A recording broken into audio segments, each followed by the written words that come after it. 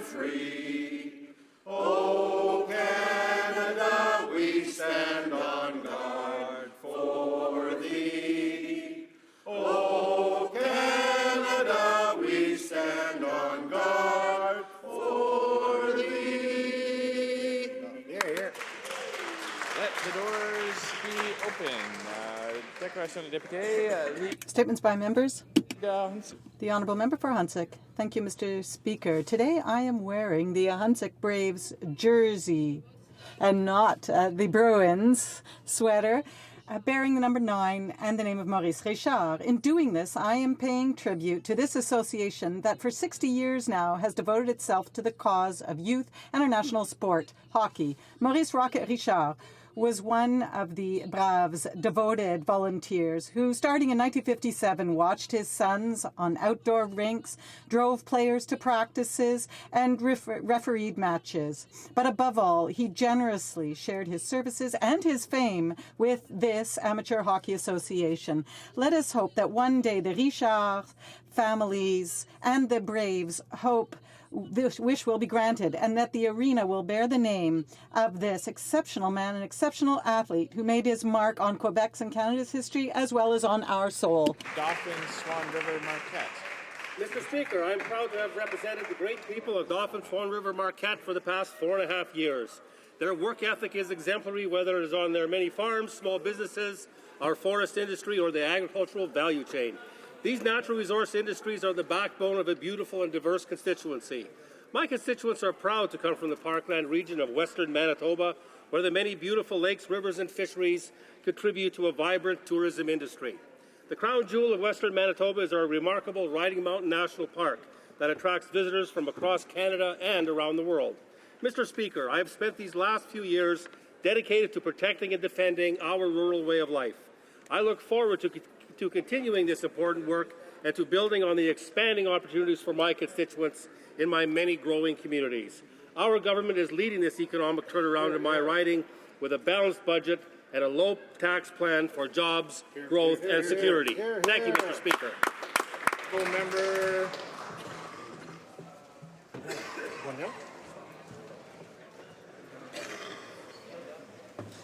The Honourable Member for Welland. Thank you very much, Mr. Speaker. Mr. Speaker, this July, as part of the 2015 Pan American Games being held in Toronto, the International Canoe Kayak Competition will be held in my riding of Welland. We're excited to host 120 athletes from all over the Americas, eager to try to take home the gold. We are welcoming athletes and spectators alike to our great city, and Welland is very proud to be a host for the prestigious Pan Am Games. Along with recognizing this honour, I would like to congratulate a member of our community, Brian Thorne, who in 1987, along with his teammate, were awarded gold medals in the lightweight double sculls category in rowing. We will get to honour Brian once more as he has been selected as one of the carriers of the Pan American Torch Relay. Brian will get to carry the torch throughout the streets of Welland as a symbol of an important journey in the start of the Games to welcome a new generation of outstanding athletes. On behalf of myself and the constituents of my riding, I'd like to give a heartfelt congratulations to Brian, the City of Welland, and the countless volunteers who will make these Games great. Best of luck to all the candidates, all the athletes. Go, Canada, go! Hear, hear. Member for Kildonan, St. Paul. Mr. Speaker, the 41st Parliament will soon come to a close. The daily spin will end, the thumping of desks will cease, and this room will grow silent. It has been a pleasure to work with such highly intelligent and dedicated staff as Joel Osterman, Marian Jaworski, and of course, the most brilliant young woman, Evan Gultz. Under the leadership of our Prime Minister, Canada has the strongest economy in the G7 and a balanced budget. Our anti-human trafficking laws have been strengthened, support for NGOs have been increased, and survivors have been given dignity and justice. However, across our nation, human trafficking will continue to occur in cities, small towns, and on reserves. Men and women, boys and girls will still be bought, sold, and exploited. We must continue to seek to abolish it in our generation. We can do it. We must do it. As I close the door on this chapter of my life, Mr. Speaker, I thank God for His grace. I thank my precious family for sticking with me. I am ready for the next exciting chapter. The Honourable Member for Sydney, Victoria. Mr. Speaker, I rise today to recognize the Canadian Cancer Society Relay for Life that was held in my riding over the weekend. This with the 13th year has been held in Cape Breton. Relay for Life brings Canadians together from across the great country to join in the fight against cancer. It's an opportunity for communities to celebrate survivors and remember the loved ones who lost to disease while raising funds. The Relay is the latest cancer fundraiser in Canada, with more than 500 communities taking part each year. In Sydney Saturday night, I participated with 350 participants, 100 volunteers, 95 survivors, all helping raise $60,000. Through Cape Breton over the last week, there was 4 fundraisers, all through Cape Breton, raising $170,000. It was great to be joined Saturday night by former MLA Gordy Goss, who had been courageously battling cancer over the last year. Congratulations to all volunteers and all those who came out to show their support. And I invite everyone in this house to visit the site of cancer.ca to find a relay happening in your area and join the fight against this illness that affects us all. The honourable member for Calgary North East. Mr. Speaker, I take this opportunity to thank the residents of Calgary Northeast for giving me the honour of representing them for the past 7 years. I also want to thank my parliamentary colleagues who are not seeking re-election for their public service. Throughout this time, our Conservative government has accomplished a number of things, like lowering taxes, balancing the budget, opening new markets, strengthening the immigration system, protecting the value of Canadian citizenship by stripping it from convicted terrorists, investing in infrastructure, expanding the universal childcare benefit, and the list goes on. But, Mr. Speaker, it would not be possible without the feedback, support, passion, and dedication from community leaders and members. As the Conservative candidate for the new riding of Calgary Skyview, I look forward to receive the continued support from the community in upcoming elections, and I will definitely miss my brother from different mother. Thank you, Mr. Speaker. The honourable member for British Columbia Southern Interior. Our supply managed sector is under threat at the current secretive negotiations on the Trans-Pacific Partnership. Countries such as the U.S. and New Zealand are applying tremendous pressure on Canada to put supply management on the chopping block. Most recently, the Conservatives buckled under European pressure to allow an additional 17,000 tons of subsidized European artisan cheese to flood our markets. Our farmers are taking a direct hit as a result of this CETA sellout. Mr. Speaker, unlike other agricultural sectors, farmers in the supply managed sector have been able to survive in difficult times over the years without any government subsidies. Prices to consumers have remained constant and competitive. The price of chicken, for example, has risen by only 3.5% over the past 2 years, while non-supply managed pork and beef have risen by over 20%, and supply management contributes $20 billion to our gross domestic product. I call on the Conservatives not to give any additional duty-free access for imported dairy, egg and poultry products. The system's working for Canadians. No further concessions. Honourable member for Whitby, Oshawa. Thank you, Mr. Speaker. I'm proud to rise today to congratulate All Saints Catholic secondary school teacher Pam Garant, who was honoured with the Durham Catholic School Board Award of Merit for her successful efforts to raise awareness of mental illness, an issue that affects 20% of Canadians at some point in their lifetime. 6 years ago, at a conference at the Ontario Shores for Mental Health Sciences facility, it inspired Pam and some of her students to start a club called Stomping Out Stigma.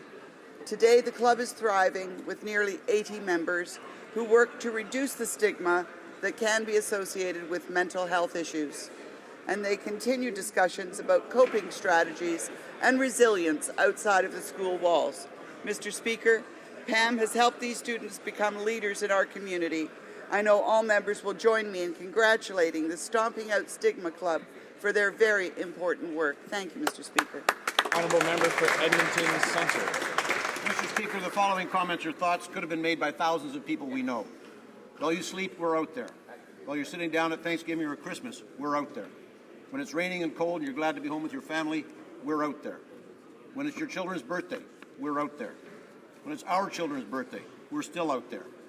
When you're scared, you call us. When we're scared, we carry on. While you're asleep with your spouse, ours sleep alone. When you tell your families, see you tonight, as you leave for work, you mean it. When we tell our families that, we pray that we will.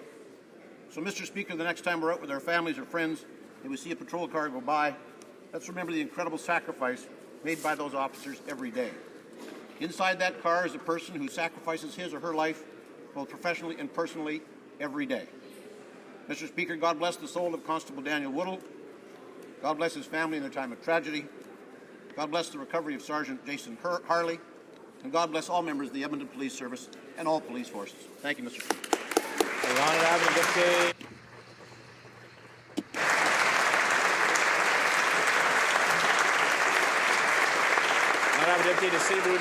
The Honourable Member for Saint-Bruno-Saint-Hubert.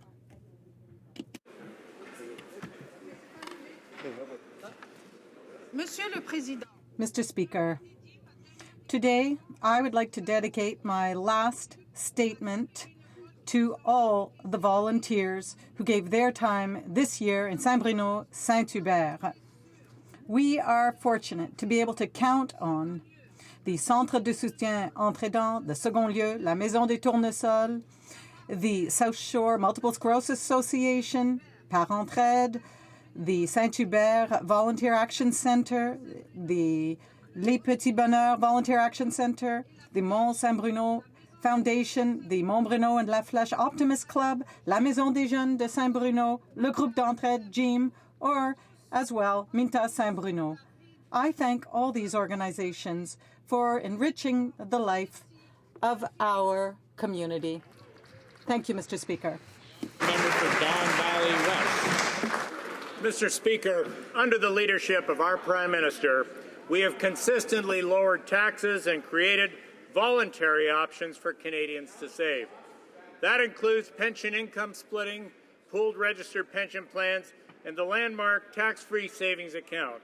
By contrast, the Liberal leader would raise taxes in force, a mandatory payroll tax increase on every employee and employer in Canada, whether they like it or not. The Liberal leader's mandatory $1,000 tax hike would be forced on middle-class workers, and his payroll tax increase would force small businesses to cut hours, jobs, and wages. Mr. Speaker, now is not the time for these risky schemes and untested leadership. Thank you, Mr. Speaker. The Honourable Member for Charlesbourg, Haute-Saint-Charles. Mr. Speaker, there have never been as many female graduates as there are today. They are the majority in areas such as business administration, law, and health. Yet, Mr. Speaker, women continue to be underrepresented in executive positions. It does not make sense that in 2015, being a woman should be a barrier to their professional advancement. I was ashamed for all Canadian women when all Conservative members of Parliament voted against Bill C-473, whose purpose was to achieve balanced representation of women and men serving on boards of Crown corporations. If the trend continues, equal representation of women and men in executive positions will only be achieved in 2093. For shame. I am ashamed of the Conservative government for refusing to hold an inquiry into the murder and disappearance of more than 1,000 Aboriginal women. Canadian women and men deserve better. The NDP will promote female leadership and will establish a commission of inquiry into the murder and disappearance of Aboriginal women. The honourable member for London North Centre. Mr. Speaker, last year our government secured the largest advanced manufacturing export contract in Canadian history. The multi-billion-dollar contract for GDLS Canada will create and sustain thousands of jobs in London and across Canada. Shamefully, the NDP member for London Fanshawe has remained silent while her Liberal colleague from Westmont, Ville-Marie, attacked our government's support of these high-paying union jobs. What's worse is that the Liberal leader was actually in London when he said that Ontario should transition away from manufacturing-based jobs. Our Conservative government won't turn its back on the thousands of workers who depend on manufacturing to put food on the tables for their families. While we remain focused on creating jobs, the Liberal and the NDP are pushing a high-tax, high-debt agenda that will threaten jobs and set working families back. Thank you, Mr. Speaker. The honourable member for York West. Mr. Speaker, Conservatives talk a big game when it comes to supporting multiculturalism, yet the policies of this government have allowed the telecom sector to end local multicultural offerings. Case in point, when Rogers slashed Omni TV's multilingual services, this government closed its eyes and hoped no one would notice. Despite building a company on the backs of ethnic communities, Rogers has clearly abandoned its roots. With the help of this government, Rogers ended Portuguese and South Asian newscasts, 21 programs in 12 different languages, and replace daily Omni newscasts with current affairs programming without original reporting. And now the newscasts in Punjabi, Mandarin, Cantonese, and Italian have also been cancelled. Governments must create a climate where multicultural programming can flourish. It's time for this government and Rogers to take their responsibility seriously. It's not always about money, it's about identity. Thank you.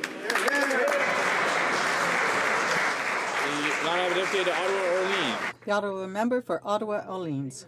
Though separated for a time by the Iron Curtain of the Soviet era, Canada and Poland again have an increasingly strong defense relationship. In fact, Canada was the first country to ratify Polish accession to the North Atlantic Treaty Organization. Yesterday, Canada and Poland signed a declaration of intent, furthering a commitment to strengthen defense cooperation, promote security, and contribute to international peace.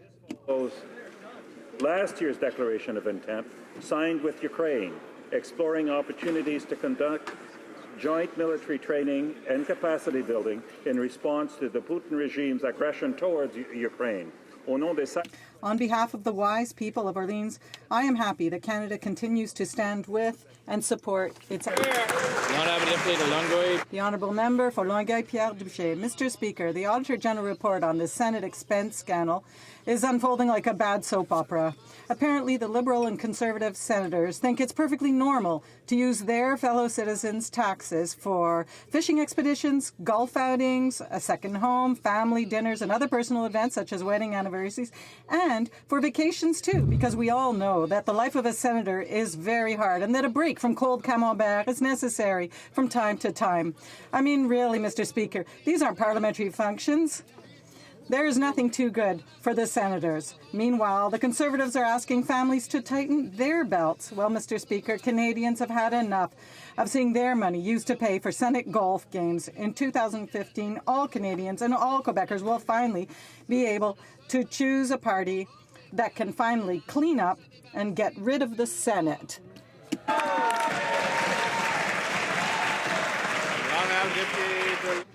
The Honourable Member for Lotbinière-Chaudière. Mr. Speaker, the people of my riding reject the Liberal leader's plan to raise taxes and force them to take a mandatory $1,000 tax hike. That same payroll tax hike on small businesses would not only reduce employees' take-home pay, it would force employers to cut jobs. Instead of introducing reckless high tax plans, our government believes in putting money directly back into the pockets of seniors and pensioners and allowing Canadians to choose how to save. This year, we lowered taxes to the tune of $6,600 for a typical family. We expanded the tax-free savings account so Canadians can save more tax-free. But the Liberal leader would shut those accounts down and raise taxes. Mr. Speaker, now is not the time for risky Liberal tax and spend schemes and untested leadership. Thank you, Mr. Speaker. Questions, the Honourable Leader of the Opposition.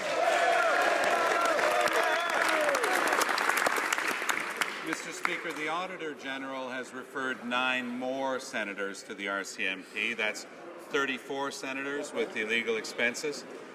13 charged, under investigation, or on trial for fraud, many appointed by this Prime Minister. 6 Conservatives, 7 Liberals. The Prime Minister used to rail against this type of ingrained institutional corruption. What's happened to the Prime Minister's principles? The Honourable Prime Minister.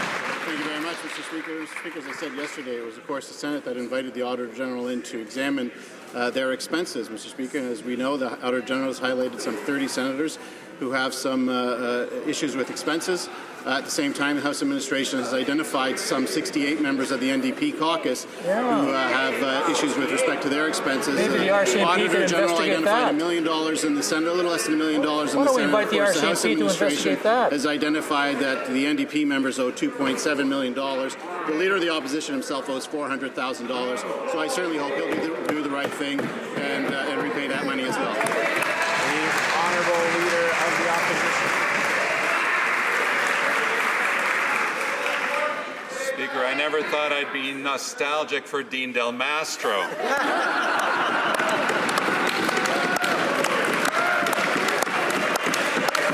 These are the Prime Minister's very own nominations. He owns them.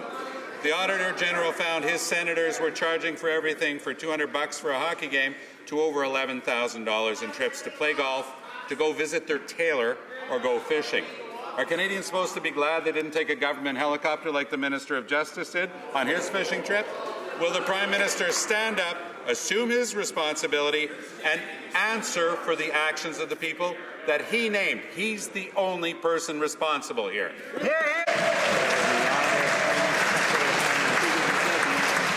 That invited the Auditor General in, and we welcome the report of the Auditor General, Mr. Speaker. But at the same time, Canadians don't differentiate. When elected officials or any parliamentarians have issues with expenses, they expect them to pay it back. That's why the Leader of the Opposition should pay back the $400,000 that he owes as part of a $2.7 million scheme that he hatched in his office to take money away from ridings and funnel it to a partisan office in Montreal, Mr. Speaker. The Leader of the Opposition would be well advised to take care and watch out for his ever-growing proboscis as he climbs down off of his high horse. Hear, hear. The Honourable Leader of the Opposition. Marjorie Le Breton, l'ancienne leader. The former government leader in the Senate for the Conservatives had to resign for, wait for this, falsifying the Duffy report following orders from the Prime Minister's office. Her replacement, Claude Carignan, also handpicked by the Prime Minister, has in turn been accused by the Auditor General regarding his illegal expenses. The Prime Minister's judgment is at stake here. Does the Prime Minister still have confidence in his leader in the Senate? Why is Claude Carignan still a member of the Conservative cabinet? Speaker, was the Senate that invited in the Auditor General to review their expenses, Mr. Speaker. The Auditor General presented a report yesterday, and we expect that all senators will cooperate with that report, Mr. Speaker. But at the same time, we know that there are some 68 members of the NDP caucus who owe the taxpayers $2.7 million. For instance, Mr. Speaker, the member for Longueuil, Pierre Boucher, he owes $14,911 and is refusing to pay it back. Now, there's a Toronto member who owes $141,000, the member for Scarborough Southwest. The member for Parkdale High Park owes over $1,000. The member for Vaudreuil-Soulanges owes $30,740. The member for Laval, Mr. Speaker, owes $31,000. Members out of time. The honorable chef de l'opposition. N'oublions pas. Let's not forget, Mr. Speaker, that the audit expenses does not include senators who had repaid their fraudulent expenses before June of 2013. Another person appointed by the Prime Minister, Carolyn Stewart-Olson, involved in the attempts to cover up the Mike Duffy scandal, said that she repaid her fraudulent expenses in an attempt to avoid the audit and being caught. So how many other senators appointed by the Prime Minister have hidden their fraudulent expenses before the audit began?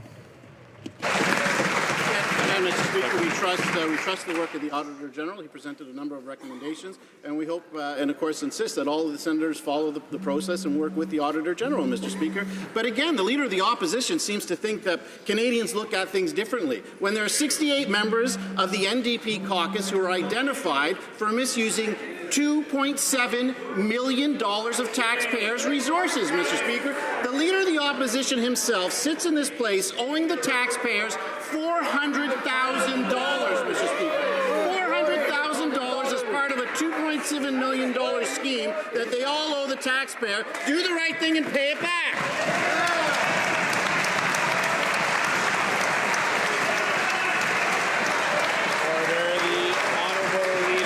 The opposition. Mr. Speaker, the Prime Minister is going to meet with the Pope at the Vatican tomorrow. Is he going to ask Pope Francis to apologize for the Church's involvement in the nightmare that happened in the residential schools? Meet His Holiness the Pope at the Vatican tomorrow. Will the Prime Minister ask Pope Francis to apologize on behalf of the Church for its involvement in the horrors of residential schools.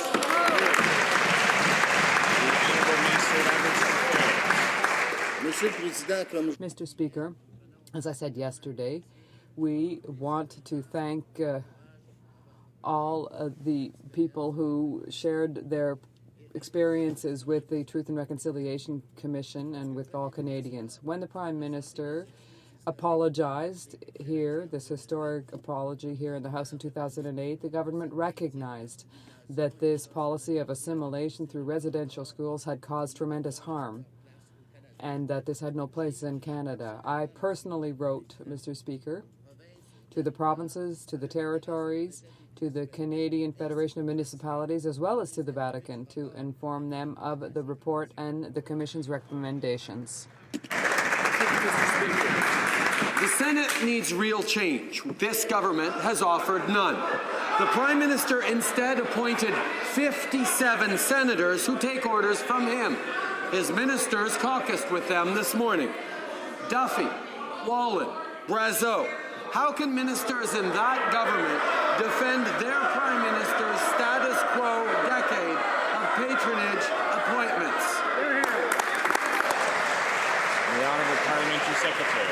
Mr. Speaker, as you know, we brought forward a number of recommendations with respect to reforming the Senate. Mr. Speaker, the Supreme Court in its wisdom has suggested that unanimity is required from all of the provinces, but the Liberal Party position on this makes no sense whatsoever. The Liberal leader wants to appoint Liberals to then appoint non-partisan people, Mr. Speaker, who would fill the Senate. So unelected Liberals appointing unelected Liberals to sit in the Senate. That's the Liberal ideas on reform, Mr. Speaker. That's not what Canadians want. We're fighting to bring accountability to the Senate. They've made a lot of progress. We welcome the Auditor General's report, Mr. Speaker, and we'll continue to focus on jobs and economic growth. The Honourable Member for Papineau. Mr. Speaker, for more than 10 years now, the Prime Minister has been promising to reform the Senate, but instead he chose to appoint 57 senators. The Leader of the Opposition has made easy promises as well, but the truth is that he wants to plunge Canada into a constitutional saga once again. The Senate needs real change. Only the Liberal Party has a plan to achieve that. Why does this government refuse to act and bring about real change in the Senate? The Honourable Parliamentary Secretary. And waited, and the leader of the Liberal Party came forward with his plan. His plan was to not call his senators Liberals anymore, to call them Senate Liberals, Mr. Speaker. They've been alleviated from the responsibility of tending the weekly caucus meeting with the Liberals. I know there's a lot of people who would welcome that, Mr. Speaker, but they still call themselves Liberals. They fundraise for the Liberal Party, Mr. Speaker. They campaign for the Liberal Party, Mr. Speaker. His idea of reform is to have an unelected group of Liberals appointing an unelected group of Liberal senators, Mr. Speaker. We can do better, and we will.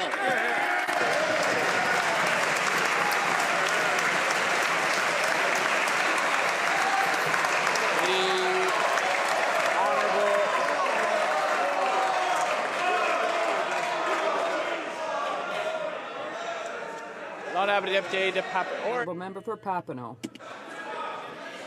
Order, the Honourable Member for Papineau. Merci, Monsieur le Président. Thank you, Mr. Speaker. This caucus is something the Prime Minister could do today. Exactly. Ending partisan appointments to the Senate is something the Prime Minister could do today. That is what real change would actually look like. Exactly. After a decade, Canadians don't want excuses. They want to know why Conservatives have done nothing for real, meaningful Senate reform. The Honourable Parliamentary Secretary of the Prime Minister. Mr. Speaker, Canadians have waited and waited and waited, and he comes forward with policies of unelected Liberals nominating unelected Liberal senators, Mr. Speaker. His great policy is to not call them Liberals, but to call them Senate Liberals. On top of his other great policy, his economic policy of legalizing marijuana, Mr. Speaker. The great Liberals have come up with great policies. Tax Canadians more, take away the universal child care benefit, increase mandatory pension contributions, so tax more, spend more, change the name of your party, anything to try to get re-elected. He is way over his head, Mr. Speaker, and Canadians deserve it.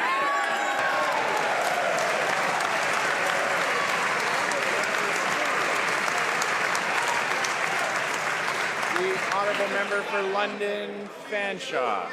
Mr. Speaker, the Auditor General's report stated oversight, accountability, and transparency of senators' expenses. Order.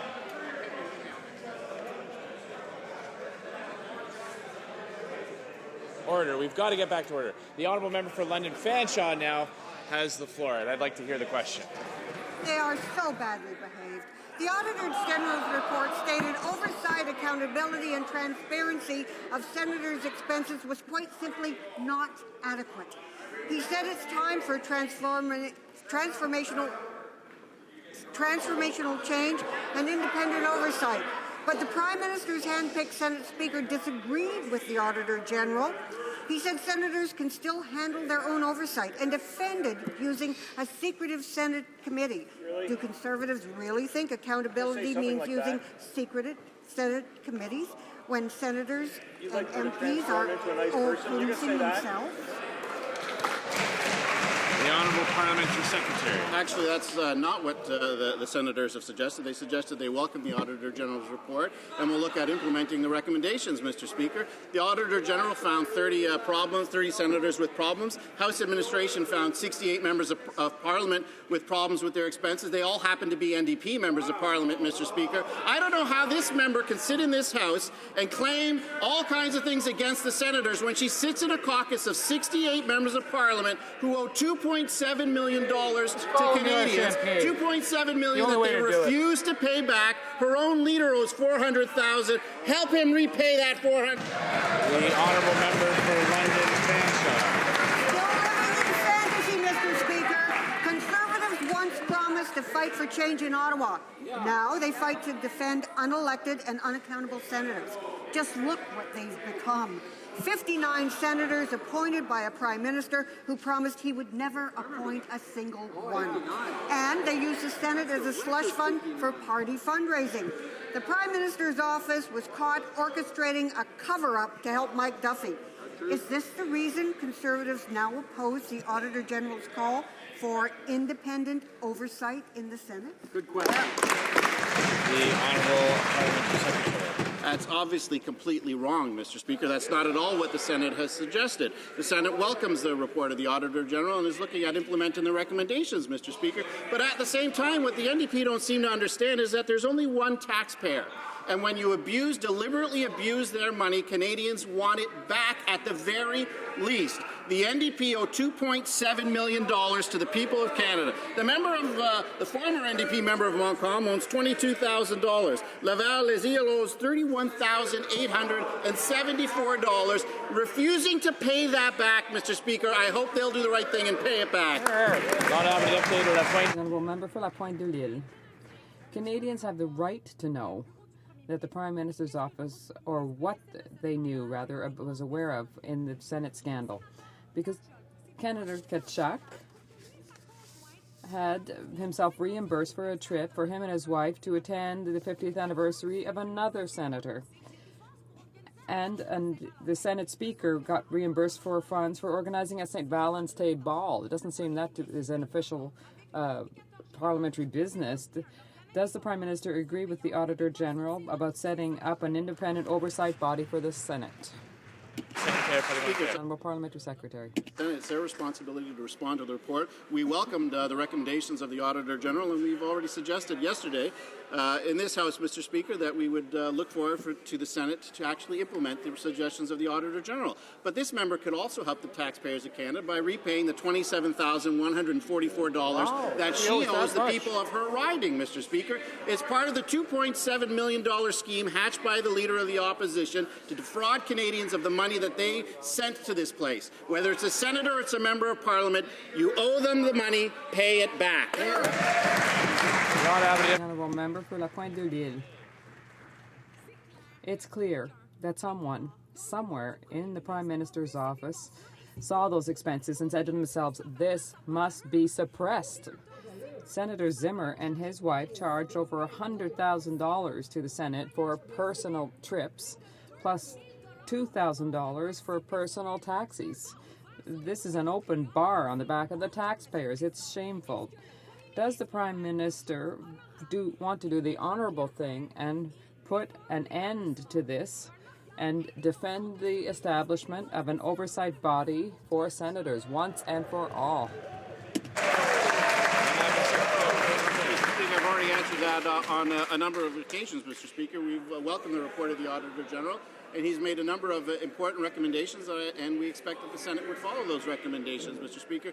But at the same time, it is incumbent on the NDP to do the right thing as well, Mr. Speaker. There are some 68 members of that caucus who owe $2.7 million.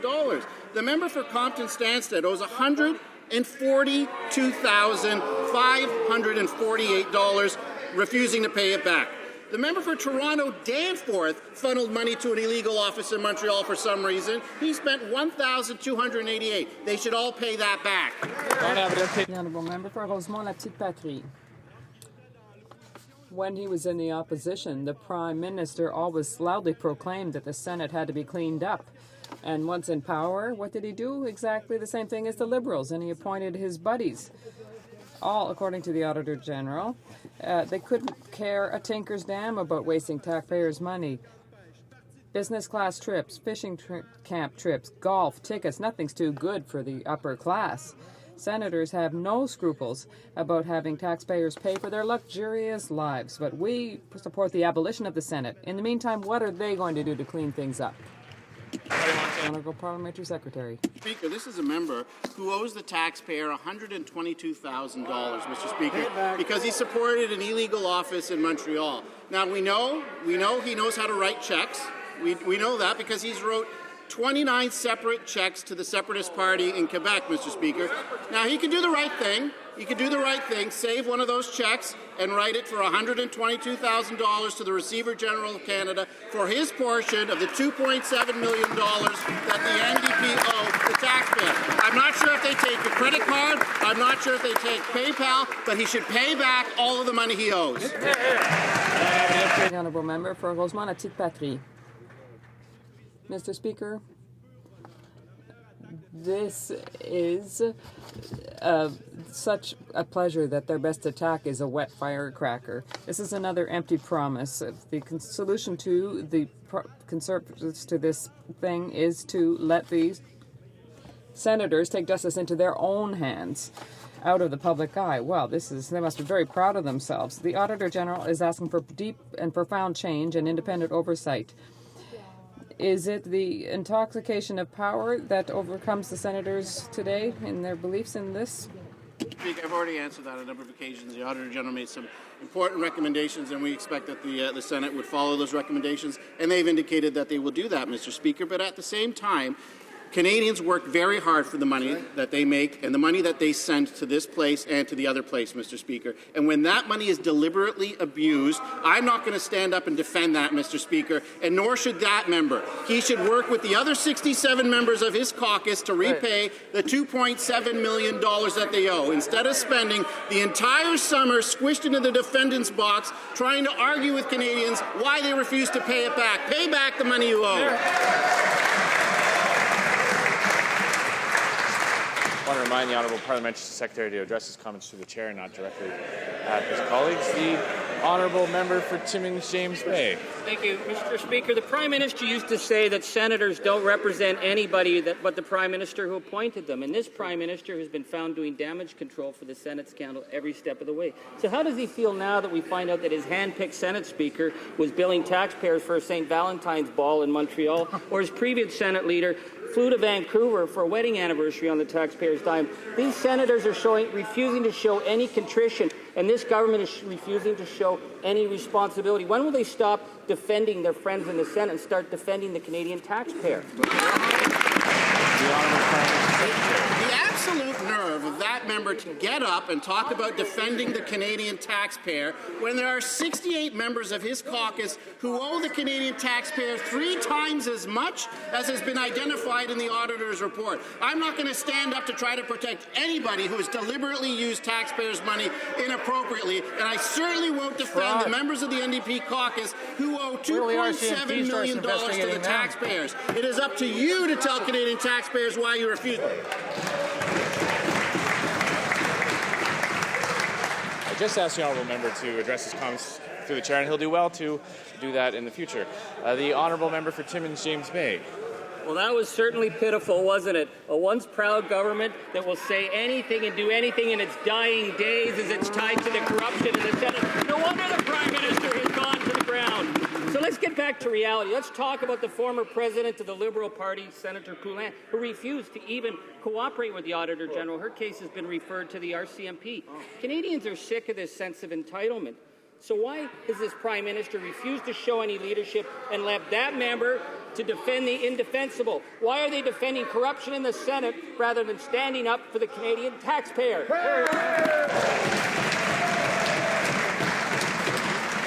Honourable Parliamentary Secretary. Mr. Speaker, we are standing up for Canadian taxpayers every single day, Mr. Speaker. I won't defend anybody who deliberately misuses taxpayers' dollars, whether they're a member of the Senate or whether they're a member of the House of Commons, Mr. Speaker. Canadians deserve better, and with this government, they've always gotten better. But it's up to this member and that caucus to explain why, when asked on September 22nd where these offices would be, their members said they will, when they were asked specifically, will these offices be in Ottawa or Montreal, they said specifically they will be in Ottawa, but instead funneled it to this illegal office in Montreal. Right. Canadians deserve better for everybody, Mr. Speaker, including those 68 members who owe money. The Honourable Member for Toronto Danforth. It's not only about abusing public money for fishing trips and wedding anniversaries. The Senate is also an undemocratic institution that's blocked important legislation passed by elected members of this House. They killed Jack Layton's Climate Change Accountability Act. They're quietly doing away with a bill to bring equality to transgendered people. Last night, they passed Bill C-51 with no sober second thought whatsoever, despite overwhelming public opposition. Not a single amendment proposed, Mr. Speaker. Why are Conservatives defending this illegitimate institution that rejects the democratic will of Canadians?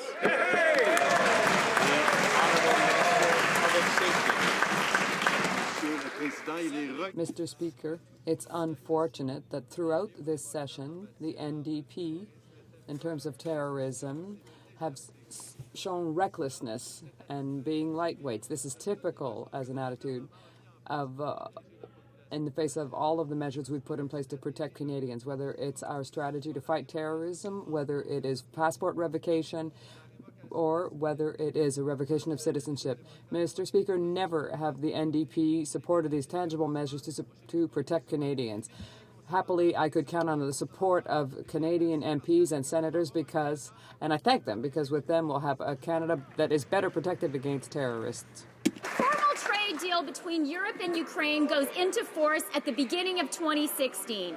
But the EU actually understands Ukraine's pivotal role and has therefore preemptively and unilaterally lifted tariffs for Ukrainian companies. In contrast, despite much rhetoric about Ukraine, Canada has held back, awaiting the completion of inevitably time-consuming formal bilateral trade talks. Why doesn't the Prime Minister do as much for Ukraine on trade right now as Angela Merkel has already done? The Honourable Minister of International Trade. Well, Mr. Speaker, no one has done more for Ukraine than this Conservative government. Mr. Speaker, the Prime Minister has visited Ukraine on a number of occasions. We've hosted President Poroshenko here in this House. Mr. Speaker, I've been to Ukraine on 2 occasions to see for myself the situation on the ground. It is this government that began free trade negotiations with the Ukrainian government. We continue to pursue those negotiations. Our negotiators are at the table, hoping to complete negotiations in the short term so that Ukrainians can benefit from more open markets. In the meantime, we're also stepping in, supporting democracy, transparency, and governance within that country. Honourable Member for Bourassa. Mr. Speaker, the Minister of Finance finally admitted that Canada pension plan contributions are not taxes. Thank God. Mr. Speaker, it's not because Conservatives keep repeating lies that suddenly they become true. The pension yields is money that always comes back into the pockets of retired persons. 75% of private sector employees have no pension plan offered by their employer. Why does the government not work with the provinces to put in place a system that would be better for all Canadians? The Honourable Minister of State. Mr. Speaker, again, The Liberal plan has a plan for all Canadians. It's higher taxes. In fact, the Liberal leader has confirmed that he would implement the Ontario Liberal payroll tax on every worker and every small businessman and woman in Canada. For a worker earning $60,000 a year, the Liberal policy means that they would lose $1,000 in take-home pay, a $1,000 tax hike. This mandatory payroll tax increase would kill jobs and force small businesses to cut hours and wages. By contrast, under the strong leadership of our Prime Minister, we've lowered taxes, created new options for Canadians. The honourable member for Wascana. Mr. Speaker, the late Jim Flaherty said Canada Pension Plan plays a central role in our government-supported retirement system and should be enhanced. The current finance minister has confirmed that CPP premiums are not payroll taxes. He says the money always belongs to individual pensioners, and the CPP Investment Board gets impressive results. Fragmented schemes in bits and pieces here and there don't cover most Canadians, and they aren't portable. So why not work with the provinces and a strong majority of Canadians to expand the CPP? Mr. Speaker, under the strong leadership of our Prime Minister, our government has lowered taxes and created new voluntary opportunities for Canadians to save.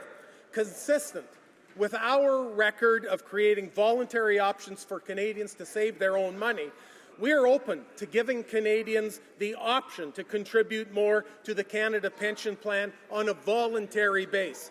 By contrast, we know, Mr. Speaker, that given the chance, both the Liberals and the NDP would take away pension income splitting and shut down tax-free savings accounts. Mr. Speaker, the Liberal plan is that for someone earning $60,000 a year, they would impose another $1,000 of taxes on it.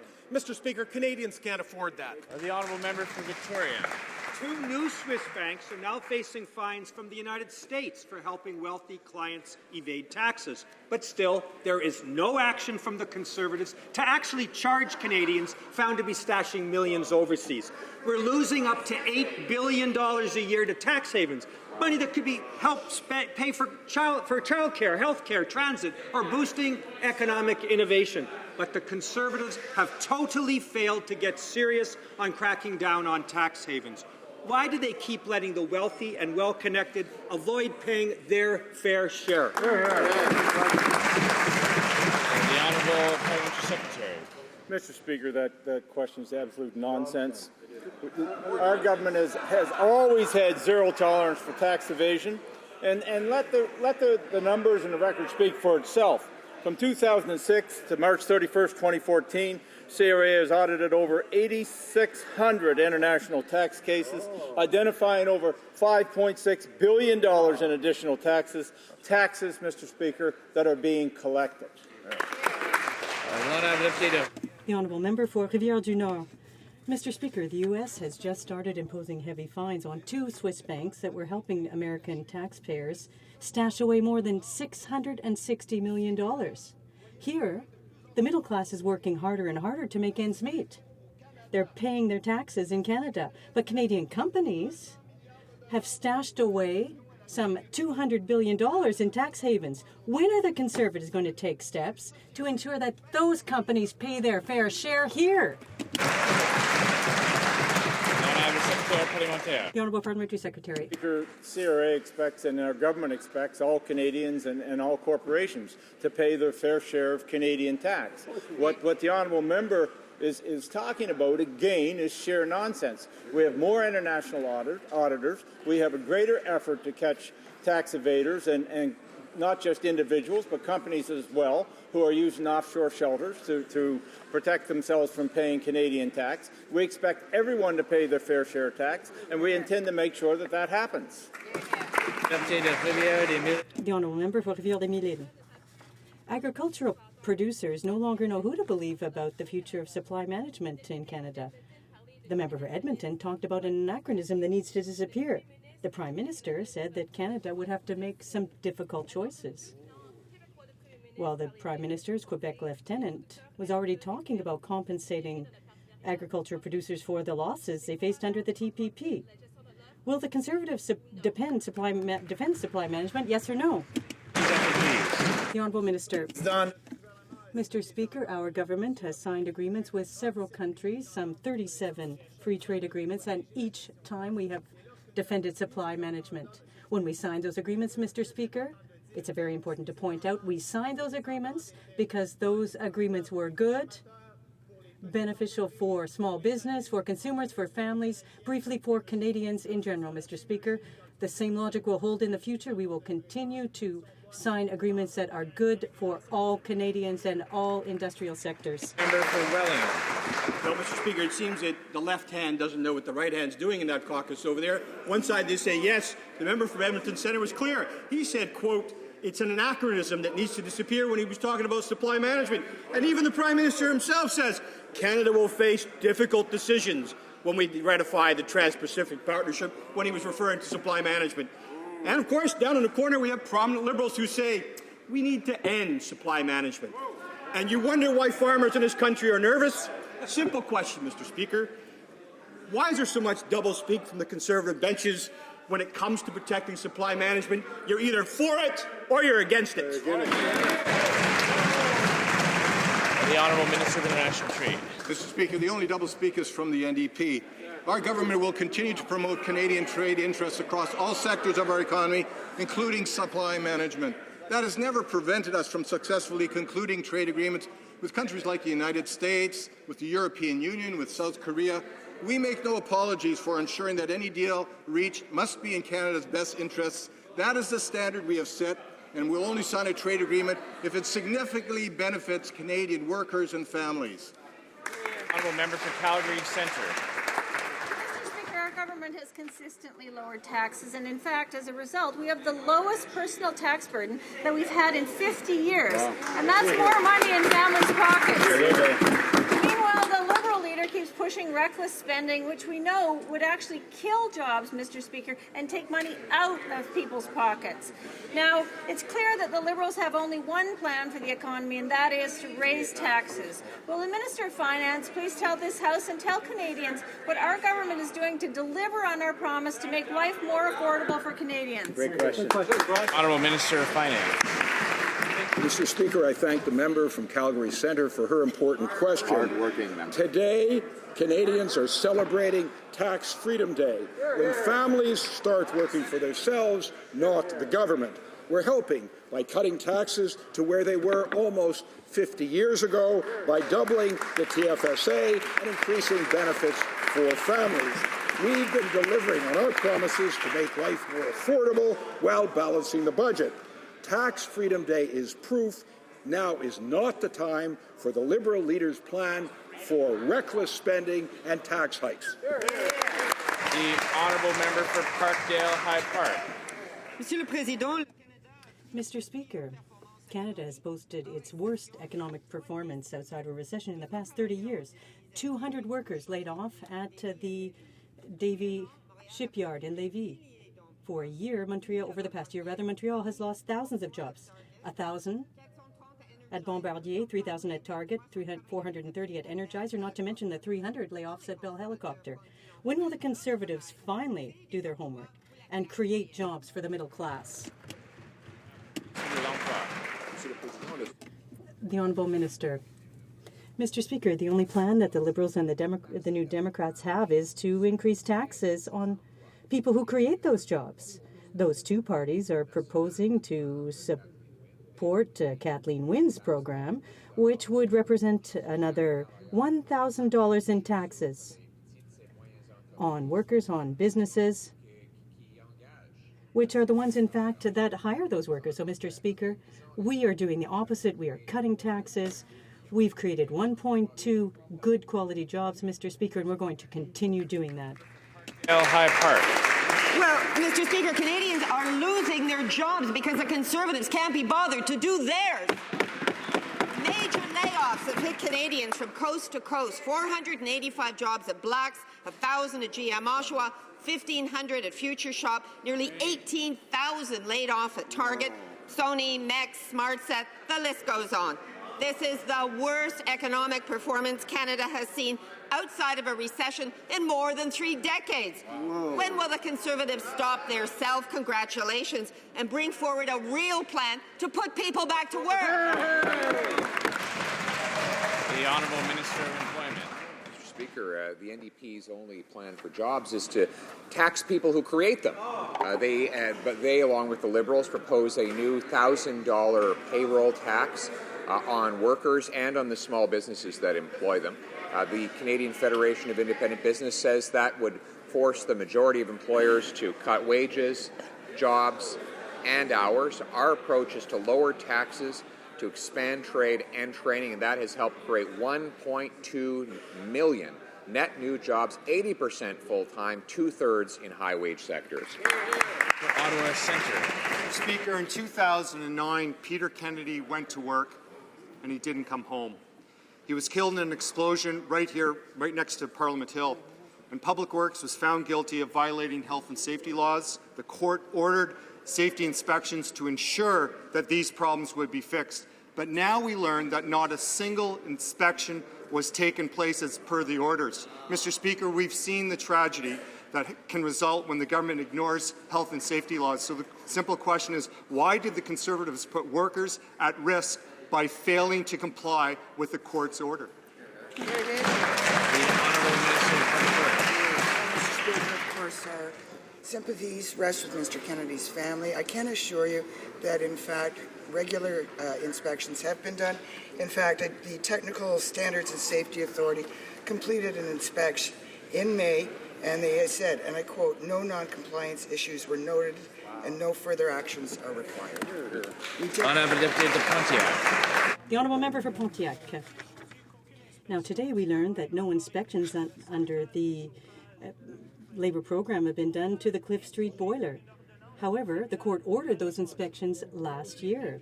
All members in this House will recall the tragic accident that occurred on that site that led to the death of Peter Kennedy, the engineer.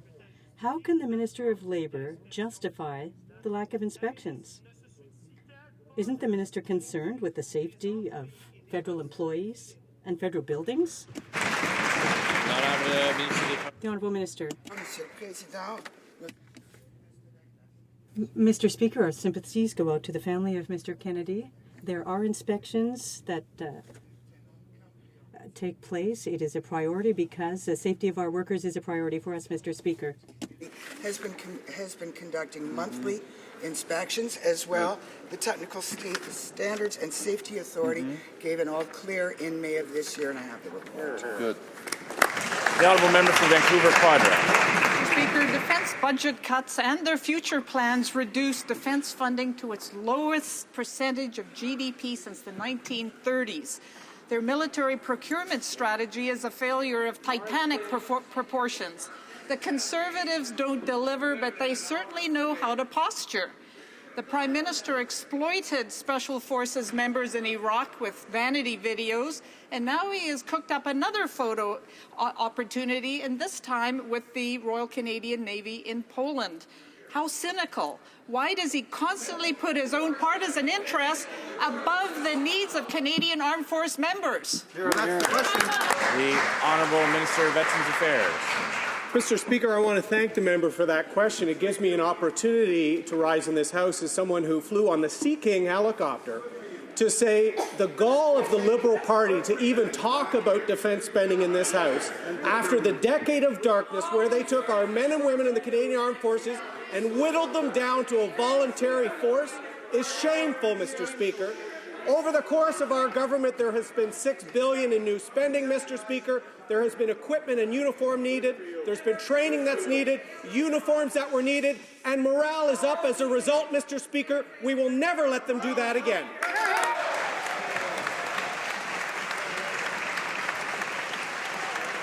The Honourable Member for Winnipeg North. Thank you, Mr. Speaker. Back in 2011, the Manitoba government intentionally flooded out over 5,000 First Nations living downstream from the Fairford Dam. This was not a natural flood, Mr. Speaker. Lake St. Martin First Nation was 100% displaced.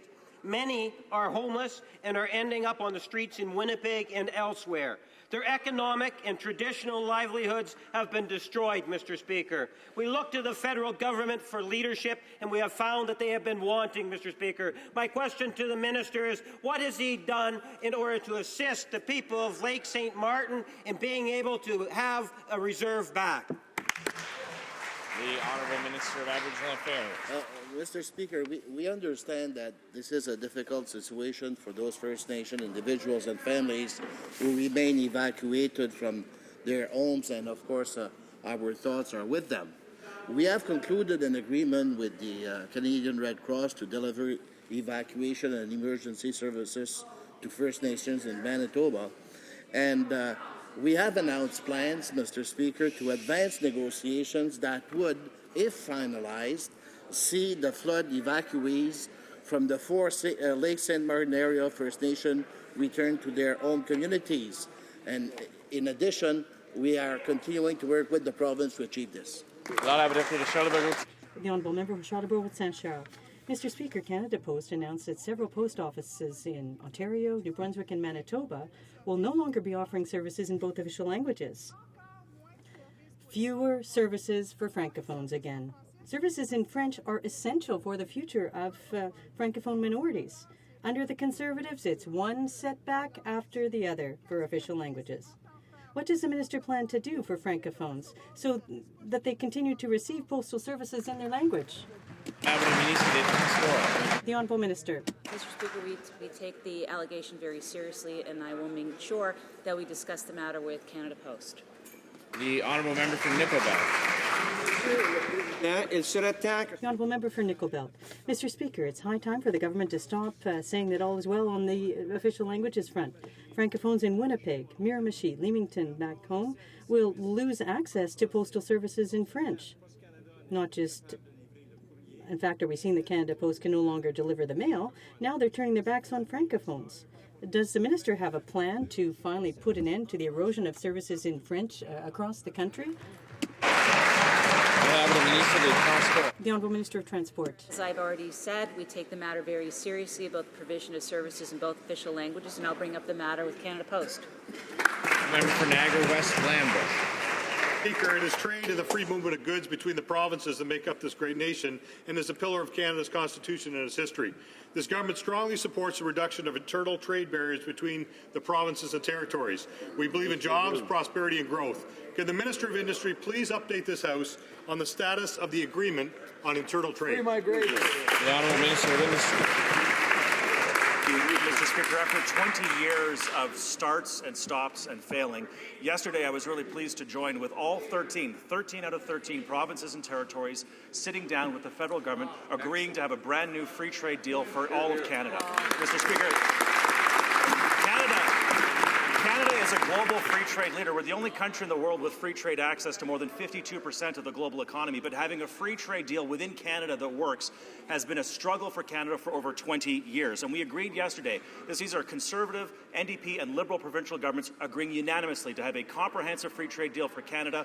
All provinces are on side, and it'll be delivered to all the provinces and to all Canadians by March of 2016. This is a historic day for Canada. Honourable Member for York West. That scan confirms that Muslims are the only group to face an increase in hate crimes. This week alone, Amity Muslims in Woodbridge were victimized when their residence and mosques were vandalized. The National Council of Muslims blames this increase on toxic political rhetoric.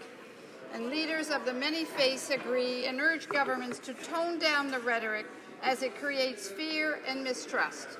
Will this government tone down its anti-Muslim rhetoric and work to make all Canadians safe from discrimination regardless of faith?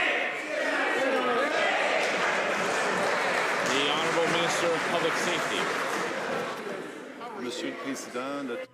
Mr. Speaker, our government takes terrorist threats very seriously, and that's the reason why we are protecting all Canadians.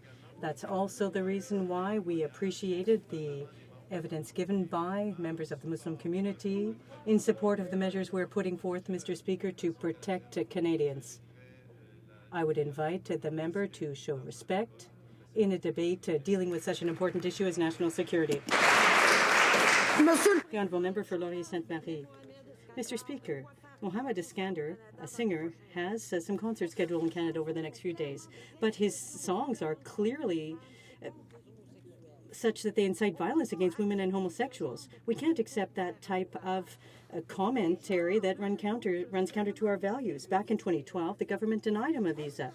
Can the minister tell us if Mr. Iskander has been granted a visa? If yes, why give him one now when he was denied one in 2012? The Honourable Minister of Immigration. Mr. Speaker, it is true that all recipients of Canadian visas must meet all of the requirements for the issuing of a visa.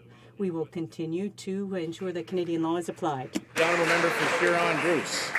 Thank you, Mr. Speaker. It's estimated that between 6 and 15% of seniors aged 65 and older are living with some form of dementia. And the number of Canadians living with dementia is expected to double by 2031. That's why tomorrow I'm proud that my motion supporting the strong action our government is taking will be discussed again in this House. Can the Minister of Health update this House on the latest action to address dementia? Thank you. The Honourable Minister of Health. Well, thank you, Mr. Speaker. I was very pleased to announce the launch of Dementia Friends Canada with the Canadian Alzheimer's Society. This is going to improve awareness and understanding for those who are living with dementia in Canada, and of course it builds on our government's work to create a national strategy with provinces as well as finding a cure for dementia by 2025. I invite all colleagues on all sides of the House to please join myself and you, Mr. Speaker, in the Speaker's Lounge to become a dementia friend. We have a selfie booth set up. It takes 30 seconds to sign up. We're trying to sign up 1 million Canadians to become dementia friends to show those who are suffering with dementia and their caregivers that we support them. The Honourable Member for Notre-Dame-de-Grâce-Lachine.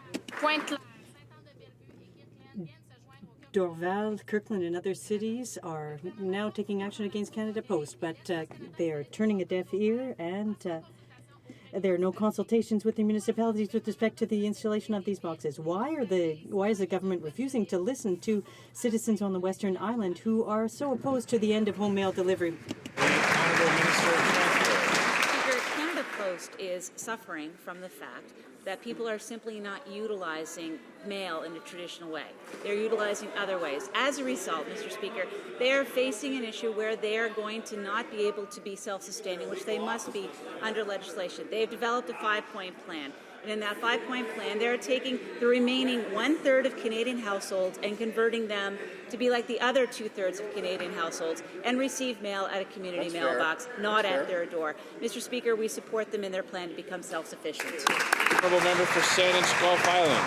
Thank you, Mr. Speaker. My question is the Honourable Minister for Veterans Affairs, who's taking defence questions today, because while I was very honoured to participate in April in the official opening of 443 Maritime Helicopter Squadron in my riding, there are a lot of local concerns about the potential for increased noise as the aging Sea Kings, 4 to 6 of them are retired, and 9 Cyclone helicopters take over. I wonder if the Honourable Minister has had an opportunity to look into this matter, which is of grave local concern. The Honourable Minister of Veterans Affairs. The member for her question and let her assure her that the Department of National Defence has consulted with the municipality and with First Nations on environmental compliance. The Cyclone helicopter will meet civil aviation requirements for noise, Mr. Speaker, and it does give me an opportunity to thank the men and women of 443 Squadron, some of them my old comrade, for their tremendous service flying the Sea King helicopter for our Pacific Navy, Mr. Speaker. After the decade of darkness I referred to earlier, the cyclone is on the horizon, and there's fair winds and following seas coming for the Pacific Navy and our Air Force, Mr. Speaker. That concludes question period for today. I would like to draw to the attention of honourable members the presence in the gallery of the Honourable Herb Cox, Minister of the Environment for the Province of Saskatchewan.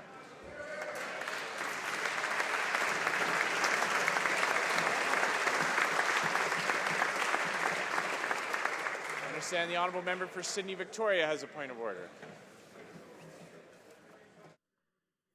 Parliament from Welland made a statement on supply management about the Liberals, which was not true. And could he retract those comments that he made today in the House?